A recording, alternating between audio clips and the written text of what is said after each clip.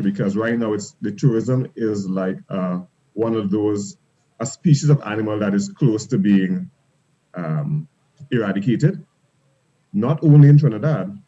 The view of President of the Trinidad Hotels, Restaurants and Tourism Association, Hassel Tom, portraying the vulnerability of the sector that is not unique to this country.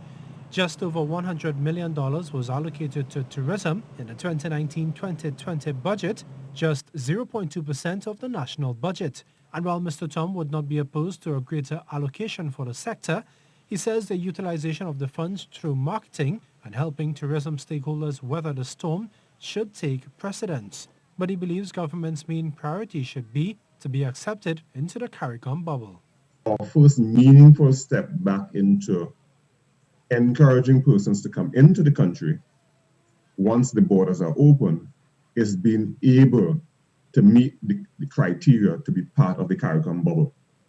As of now, we have not met those criteria because our caseloads are still too high. Meanwhile, Tobago Hotel and Tourism Association President Chris James says, although the island's international arrivals have been dropping since 2007, COVID-19 came just as the industry was witnessing a slight jump.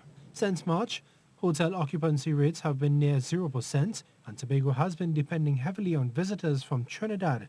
And while this may not realize the sector's main goal of earning foreign exchange, Mr. James says it is a start. But he is looking ahead and wants government to start planning to welcome international travelers once again. We should be talking to airlines now, because one of the fears we have in Tobago is that the other islands that are opening have already spoken to airlines, have already on schedules of airlines. We know there's going to be reduced airlift to the region, and we also know bookings are coming in. So we don't want either the airlift to be exhausted or the potential customers to be exhausted.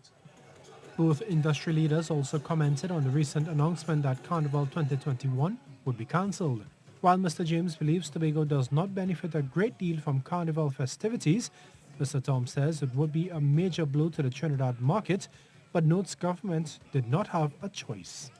A major part of the revenue generation potential and capacity for especially Port of Spain hotels is premised on Carnival.